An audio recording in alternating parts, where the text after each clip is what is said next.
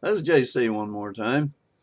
Well, I I got through chapter 28 all right, so I went ahead and wrote chapter 29. So, without further ado, I'll read for you chapter 29 of my book entitled Todd.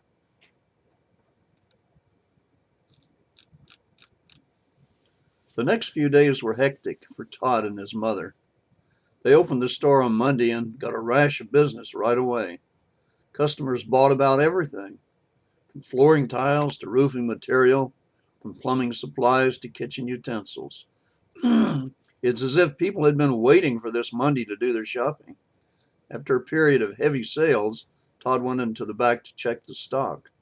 Normally, there was enough of the more popular items, nails, hand tools, and such, to last several days, but by mid afternoon, Todd could see some shortages beginning to develop. Now, using an inventory sheet, he made a list of the most crucial and the needed items, both in the stockroom and in the front of the store. Todd, Betsy, and Aunt Lola were kept busy all day, with only brief moments taken by each for lunch. Coffee breaks were non existent. Leslie came by after her school day was over, and she stayed and helped out some. Betsy noted that many of these customers were from both Dexter and Mercer, most from Dexter.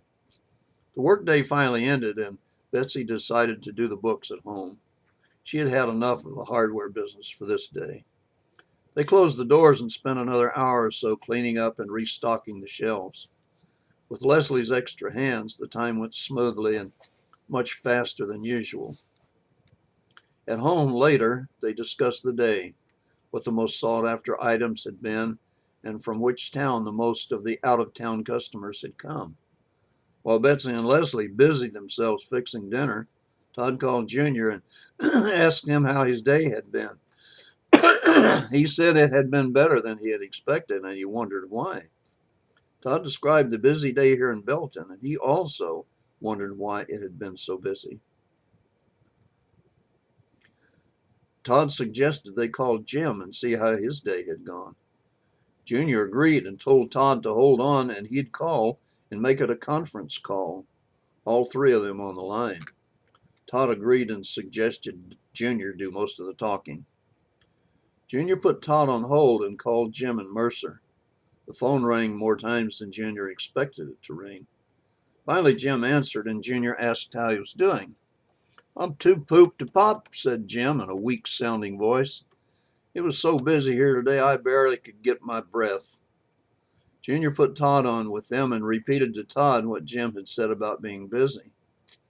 Todd asked them both if they had many out-of-town customers. Jim answered first. "It's funny you asked. I noticed a bunch of people I never saw before. I remember wondering what was going on. It's like a new town was going up somewhere." "Same here," Junior said. "Hey, we might ought to get a hold of Chuck and see if he's ready to work yet. A couple more days like today, I'm going to be short of some stuff." Jim agreed to that. "Maybe see how tomorrow goes. If it's anything like today, I'm going to need a bunch of supplies."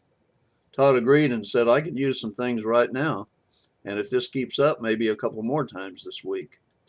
Todd added, "Junior, is there a trailer rental place in Dexter?" "Yep, and a pretty good one," said Junior. "It's not U-Haul, but it's about as big. It's got a lot of selection, big selection." "I'll look it up on the internet and see just what they have," said Todd. "I can pick one and call Chuck and see if he's ready to go to work. If he's ready, he can start tomorrow for me, and we'll see how your places do tomorrow. I'll break him in." Both Junior and Jim agreed, and the three said their goodbyes and hung up their phones. Todd went to his computer and Googled trailer rentals in Dexter. He got 1,235,360 hits in .03 seconds.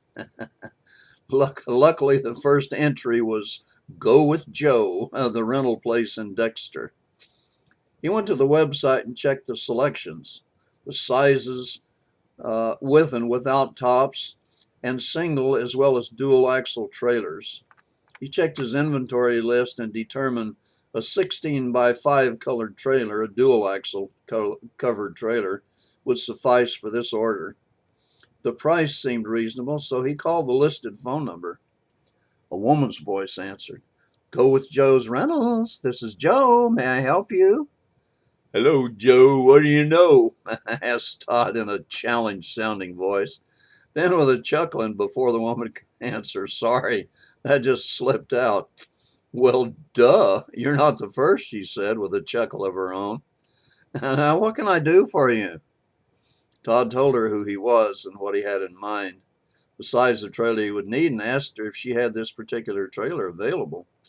She said she did, and it was ready to go. She told him what the daily rate was and asked when he would need it.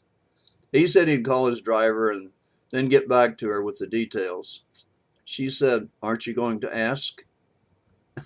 He laughed aloud and said, "Yes, I am. Are you the Joe and with an E on the end?" She too laughed aloud. "Not really. My father was the original Joe. I started helping him when I was in grade school, but he was killed in an automobile accident 2 years ago, so I took over. My mom died in childbirth, so Dad and I were all each other ever had." There was a hesitation, and she said, "You sound young. You have a nice voice. Are you married?" Todd's face reddened slightly. "No, not yet," he said, "but I'm promised for sure." "How old are you?" She told him, 19. "I'm 5 feet 8 inches tall, 34, 28, 34, 128 pounds, black hair and brown eyes. Why? You got someone in mind?" "As a matter of fact, I might," he said, "but I'll have to check first." "Who are you promised to?" she asked.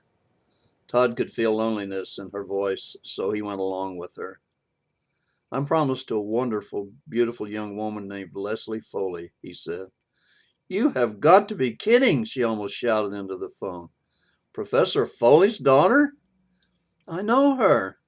Her father was a speaker at my college. He talks on child psychology. I met Leslie when she came with him to one of his lectures, and we started to become pretty good friends for a while, but I got too busy after Dad died, and I sort of quit everyone." "Hey," said Todd, "hold on for a minute." He covered the mouthpiece and called for Leslie to come here. She came in, and Todd handed her the phone and said, "Someone wants to talk to you." Les took the phone and said, "This is Leslie. Who is this, please?" A very nervous voice said, "Hi, Les. This is Joe at Joe's Rentals in Dexter. How are you?" "Well, for crying out loud, where have you been?" said Les. "Joe, I'm so sorry about your father." Leslie heard a catch in the girl's voice. "I wasn't around for a while." "Oh, honey," said Leslie, "don't worry. It's so good to hear your voice. I'm going to come over and see you, okay?"